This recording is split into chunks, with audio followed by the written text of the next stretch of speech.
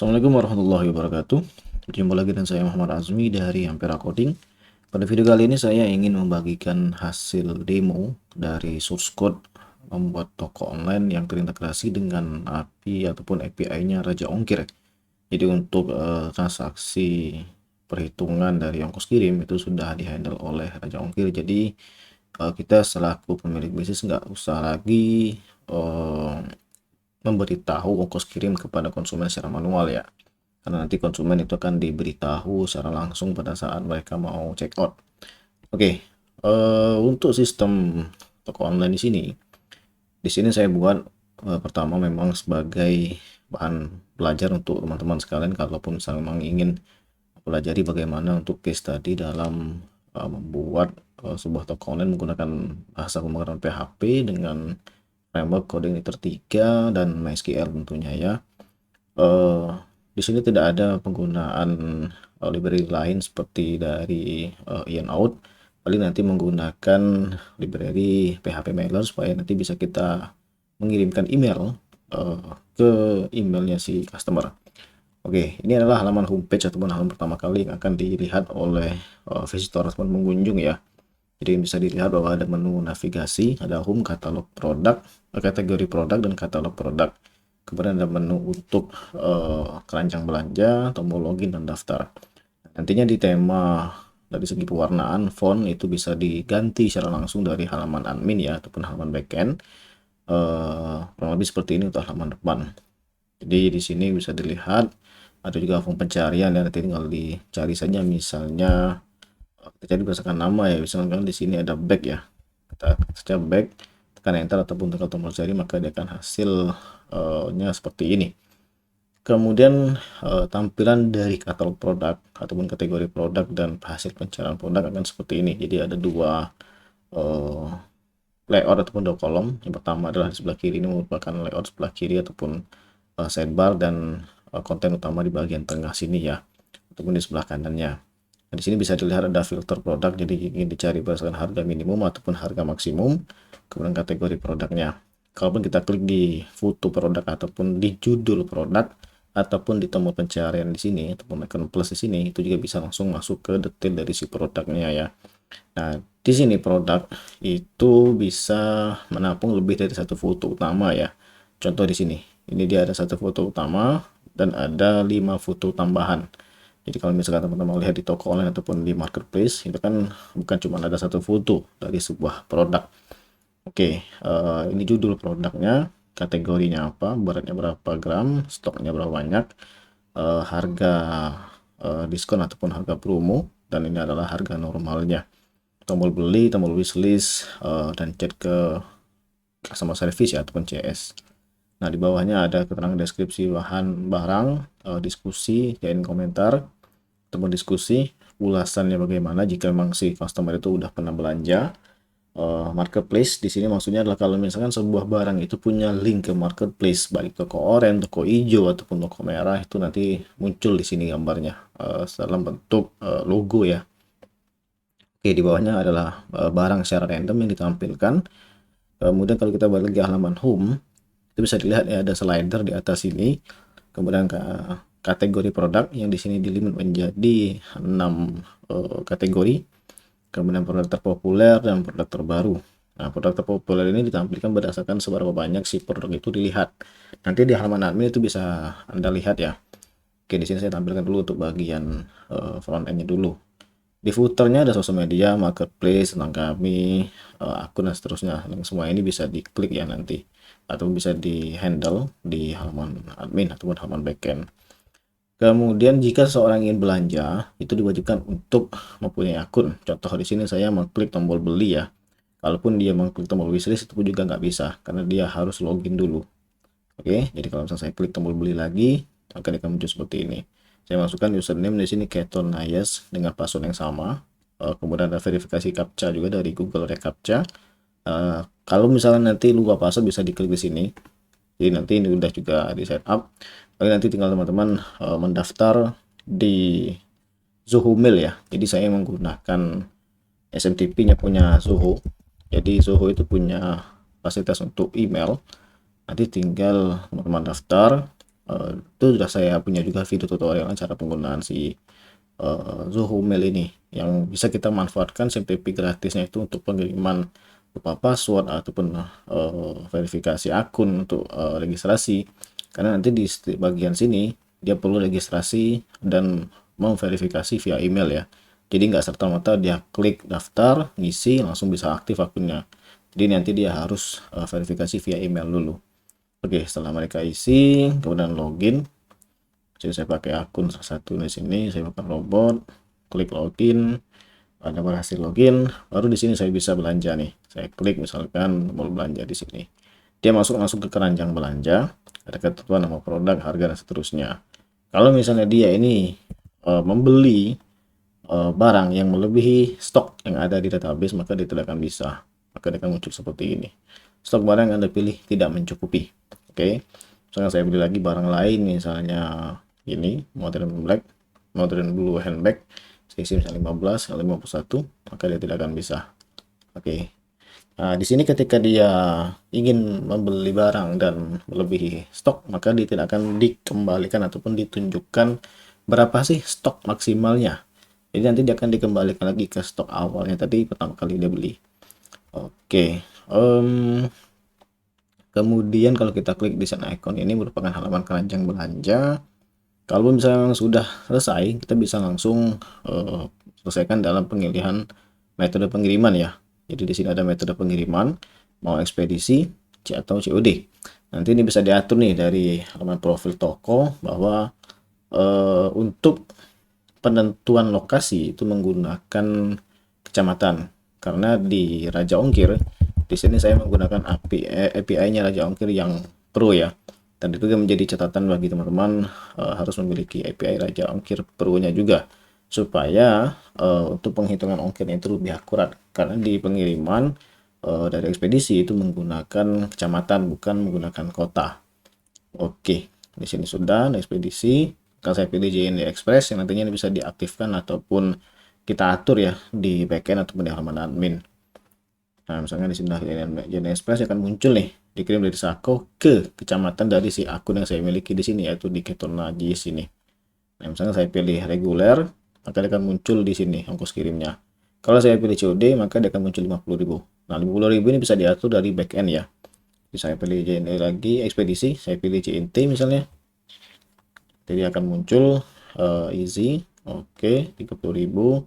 Catatan bisa dikosongkan dan tujuan pengirimannya seperti ini.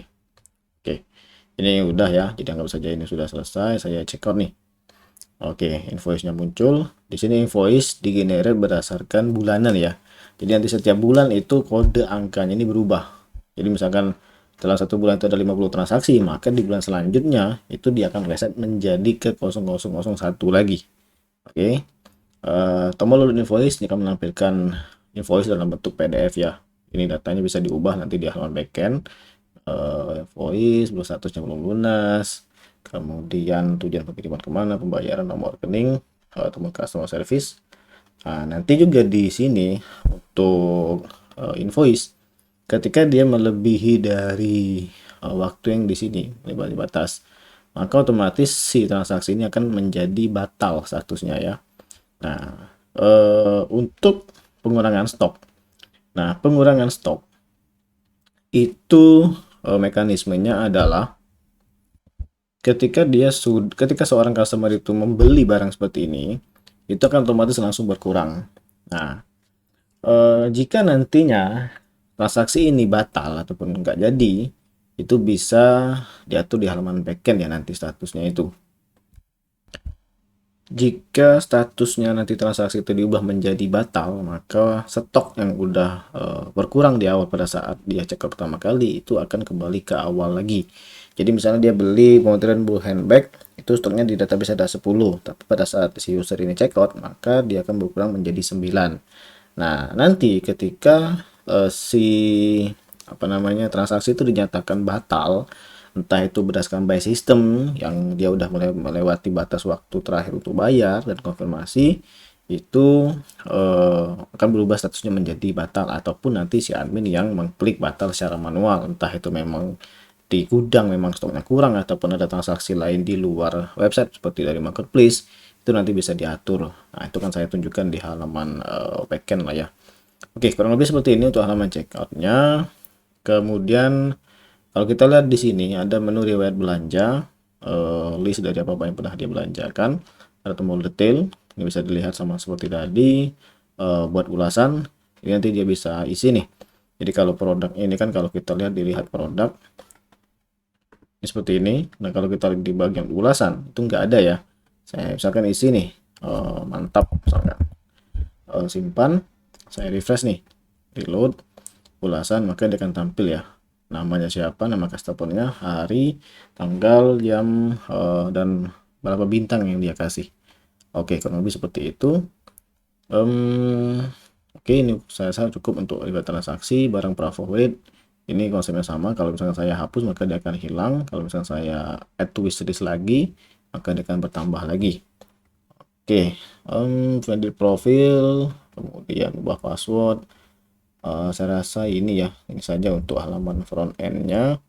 Oke, saya logout dulu, kemudian saya masuk ke halaman admin. Masuk ke halaman adminnya seperti ini. Ini saya tutup dulu lah supaya enggak rame. Saya login menjadi super admin dan super admin. Seperti biasa, verifikasi captcha, login, maka akan tampil seperti ini. Nah, disinilah halaman seorang admin yang dalam artian super admin lah ya. Jadi karena ada 3 level, ada super admin, admin, dan customer. Nah, customer otomatis tidak bisa masuk ke backend, yang bisa masuk ke backend hanya super admin dan admin saja. Nah, di sebelah kiri ini merupakan menu-menu yang bisa nantinya diatur. Apakah nanti si admin itu bisa masuk ke halaman penjualan, apakah produk, atau gimana tuh. Nah, cuman yang jelas seorang admin itu nggak bisa menambahkan user baru. Jadi cuma super admin saja yang bisa menambahkan user baru. Oke, tapi kalau misalkan mau customer nggak ada masalah. Di sini bisa lihat ya, ada penjualan harian, mingguan, bulanan, dan tahunan nih. Total bank datanya, total kategori, marketplace, dan seterusnya. Dan sebagai catatan ini tampilannya udah responsif ya. Jadi meskipun apa namanya dibuat seperti sana seperti ini, tapi desainnya sudah responsif, baik itu di bagian backend ataupun di halaman front end-nya. Oke, di sini ada customer terbaru, transaksi terbaru. Kalau kita klik di invoice maka dia akan masuk ke halaman detail dari si invoice-nya. Ini udah tampil semua ya. Kalau misalkan terasa cepetan bisa Anda post saja videonya. Barang terlaris bulan ini kalau kita arahkan maka akan dia muncul ya nama barang dan jumlahnya. Sama seperti barang terlaris keseluruhan, kurang lebih seperti ini. Kemudian kalau kita lihat di penjualan, daftar penjualan, ini bisa dilihat ya, semuanya ini udah pakai Ajax atau tables. Jadi server-side rendering bukan lagi yang istilahnya 1000 data itu langsung ditampilkan semua, tapi dia udah dilimit menjadi 10 data saja. Jadi nggak terlalu memberatkan si websitenya ataupun dari server ya. Nah, ini udah bisa dilihat. Nah, ini kan ada transaksi masuk nah tadi ya. Kalau misalnya saya klik import resi dan saya tekan tombol simpan, maka statusnya akan otomatis berubah menjadi sudah dikirim. Tapi kalau misalnya saya klik di sini juga, saya ganti nih misalnya di sini sudah dikirim, itu juga bisa ya. Tapi kalau misalkan saat ini sudah dikirim, maka tidak bisa lagi dikembalikan ke batal. Contoh saya klik sudah dikirim ini nggak bisa nih. Makanya kan di sini harus admin sudah harus teliti benar apa mau dirubah menjadi lunas, on proses, sudah dikirim ataupun dibatalkan. Kalau misalnya dibatalkan dan simpan, maka stoknya itu akan berkurang ya. Kembali ke awal, sorry. Tapi kalau misalkan sudah dikirim, maka dia akan berkurang stoknya. Jadi memang barang ini udah di shipping, udah dikirim ke si case Hughes ini. Oke, kemudian detail seperti biasa, lihat detailnya, print sama kayak di halaman depan tadi. Tambah data. Nah, jadi nanti si admin itu bisa melakukan proses penambahan transaksi juga secara manual langsung dari halaman backend. Yang asumsinya misalnya nih si ada customer baru, sumber transaksinya bisa pilih nih website, marketplace, atau transfer langsung. Bisa jadi si customer itu dia transaksinya bukan melalui dari website, tapi kita dapat juga orderan dari marketplace ataupun yang langsung transfer ke kita. Makanya di sini ada 3 pilihan. Pengirimannya ini bisa ada pilihan ekspedisi dan COD. Mungkin saya sedikit perbesar dulu ya. Oke, seperti ini. Ini saya refresh dulu. Oke, saya akan transfer langsung, pengirimannya ekspedisi, kemudian akan muncul pilihan seperti ini, ada kurir, service, ongkir, dan risiko ada booking. Tapi kalau COD dia udah nggak tampil, karena kan COD dia langsung aja ke alamat si mengeluarkan si user ini ataupun customernya. Misalnya ekspedisi, dia pilih kurir, misalnya JNE, servisnya oke, misalnya ongkirnya misalnya 15.000, risiko ada booking misalnya ini aja. nama marketplace misalnya Tokopedia, ini alamannya udah muncul ya. Nama barang, misalkan dia beli satu barang ini 1 unit, nama barang lagi misalnya ini 1 unit. Oke, diskonnya misalnya 50.000. Oke, ini udah muncul ya nominalnya. Kalau udah ya tinggal di save saja nih. Data berhasil dibuat. Ini udah selesai. Kemudian kalau kita lihat di produk, daftar produk, ini adalah master data produknya ya. Bisa dilihat di sini ada kode, nama, kategori, dan tampil atau tidak statusnya, dan hits. Hits ini adalah berapa banyak orang yang melihat si produk ini. Itu tinggal bisa di sorting juga setiap tabelnya ini. Tambah produk baru, nama produk, kode produk, keywords. Keywords ini gunanya nanti untuk di SEO ya. Deskripsi barang. Jadi di sini selain kita istilahnya memasukkan barang yang seperti umumnya, nanti kan ada 3 tempat masukin foto tuh. Yang pertama deskripsi, di sini bisa upload, pilih gambarnya apa nih. Misalnya saya ambil gambar ini Bank Mandiri lah. Oke, di upload pas ini kayaknya kemungkinan karena saya pakai Linux jadi belum disetting, tapi ini akan saya perbaiki. Oke, nanti seharusnya dia akan tampil di bawah sini ya. Oke, barusan sudah saya perbaiki ya untuk masalah upload file di deskripsi. Nanti perlu Anda cek ya di istilahnya file config.php. Jadi posisinya itu di folder assets, plugins, NMCA, JS, NMCA, plugins, JB images, dan ketemu file config.php.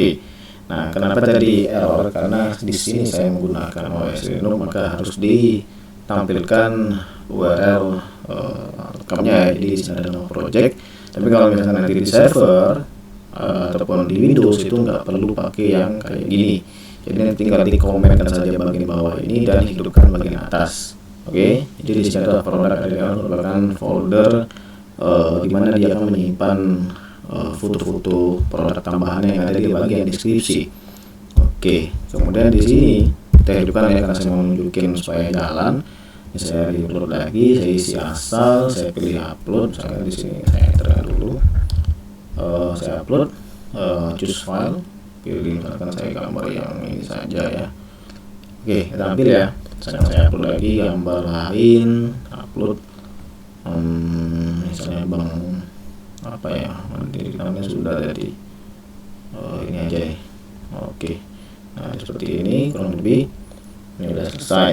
Nah kemudian kalau kita lihat di dalam folder ya, folder assets, images, produk area, maka dia akan tampil di sini. Mana fotonya? Nah, di sini ya, sudah ada gambarnya foto Mandiri tadi, sama ini tadi sudah masuk ya.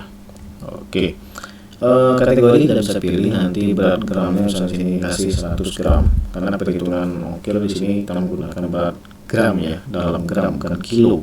Meskipun nanti akan dikonversi dalam hitungan kilo. Stoknya misalnya 15, harga lama misalnya 500.000, karena harga promonya dikasih menjadi pas 400.000 lah. Oke, link. Nah kalau misalnya link dari Tokopedia, Bukalapak, Shopee ataupun yang lain ini diisi, maka otomatis nanti di halaman detail produk itu akan muncul bagian marketplace-nya di sini ya. Contoh ini kan saya isi nih, saya masukin dulu foto produk, misalnya saya masukin gambar dashboardnya saja lah, dashboard. Foto tambahan saya masukin, misalnya saya masukin untuk halaman update profile. Nanti akan muncul seperti ini. Kalau dihapus tinggal klik saja di silangnya, choose file lagi. Misalnya mau ngambil lebih banyak ya, misalnya dari buat ulasan sampai ke riwayat, tinggal shift saja ataupun dipencet tombol kontrol itu juga bisa. Oke, publishnya saya set menjadi yes. Ini udah selesai, saya simpan nih. Oke, data berhasil dibuat. Kita lihat nih detail ya. Oke, di sini kita lihat ada marketplace, ada tampil ya. Jadi kalau diklik maka dia akan masuk ke halaman dari masing-masing marketplace-nya. Nah sebagai catatan, nanti ketika pada bagian link di sini ya, mana ini harus menggunakan link yang tepat. Misalkan https google.com. Jadi bukan cuma diisi menjadi google.com saja ya. Misalnya ini saya mau hapus lagi isi kontennya ini. Oke, jadi cuma ada keterangan lorem ipsum, maka saya ambil aja ya, lipsum generator namanya. Jadi ada sedikit lebih banyak teks yang bisa disimpan. Saya copy misalnya sampai gini, saya paste di sini. Oke, ini udah selesai. Kita coba update lagi ya. Nah, kalau mau dihapus tinggal klik aja nih masing-masing tombol hapusnya di sini. Saya simpan. Kita coba refresh lagi halaman ini. Oke, udah tampil biasa ya, tidak ada masalah. Oke, kemudian ini bisa dilihat ada hit 1. Kenapa dia berubah menjadi dari awalnya 0 ke 1? Karena saya barusan lihat tuh. Nah, nanti dia itu mencatat berdasarkan IP address per hari ya. Oke, tampil statusnya kalau diklik maka dia akan nonaktif, kalau dicentangkan dia akan aktif. Kategori seperti biasa, nama kategori daftarnya, rekening bank, ini akan berdampak semua ke halaman yang ada di dalam front end. Marketplace-nya, slider, seperti ini, tambah saja kurir ekspedisi. Nah, di sini nanti tinggal aktifkan saja. Di sini adalah kurir-kurir yang nanti disupport oleh API Raja Ongkir ya. Jadi kalau misalnya mau diaktifkan tinggal klik saja. Servisnya, nanti ada servis di sini.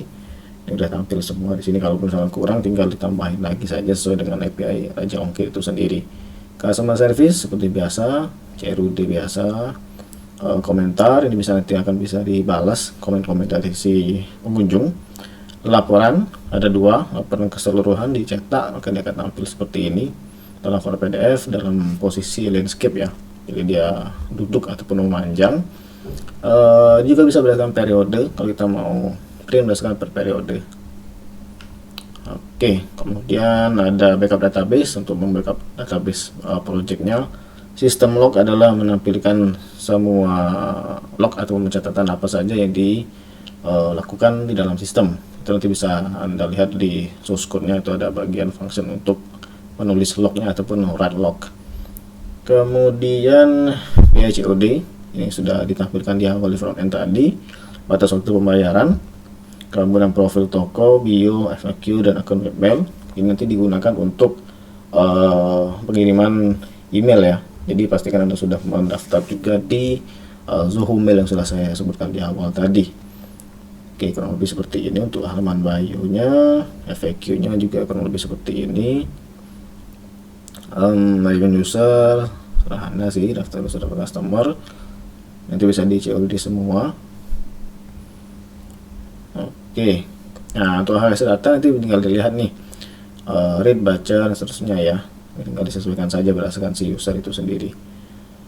Menu, manajemen submenu, manajemen akses menu. Ini kurang lebih seperti ini, saya tunjukin dulu. Oke, tambah menu, sampai ada menu baru, masukin menunya, controllernya, function, icon, order numbernya. Ini tinggal diambil saja icon namanya. Kemudian untuk submenu, tinggal pilih choose menunya apa, nama submenunya apa, fungsinya apa, nomor order keberapa.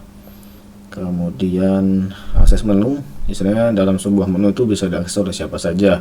Contoh Super Admin dia bisa akses ke menu customer service dan ke submenunya tambah CS ya. Kurang lebih seperti itu. Oke, tinggal di save nanti. Kemudian manajemen template. Nah, di sini ada 3, ada layout, skins backend, dan skins front end. Kalau layout di sini untuk yang backend ya. Jadi di sini admin.te ada pilihan 4 macam. Normal, fix, box, dan collapse sidebar. Contoh kalau misalnya saya pilih box, dia tampilnya kayak gini.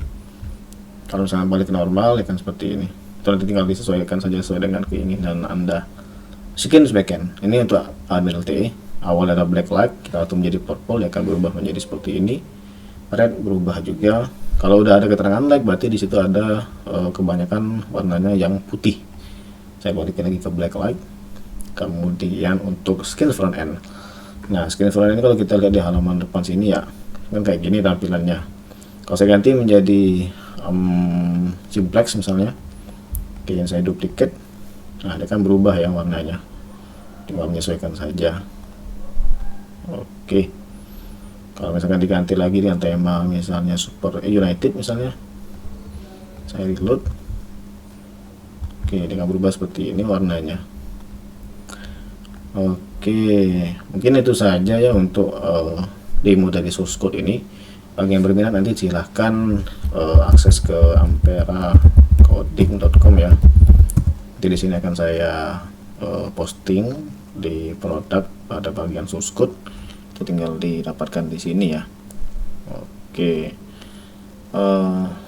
Kalau ada yang ingin ditanyakan nanti silakan hubungi kontak yang tertera di website ya, ataupun menghubungi di tombol chat di sini, atau bisa langsung via WhatsApp ya. WhatsAppnya itu di nomor 0877 495 85200. Oke, mungkin ini saja. Sekian dan terima kasih.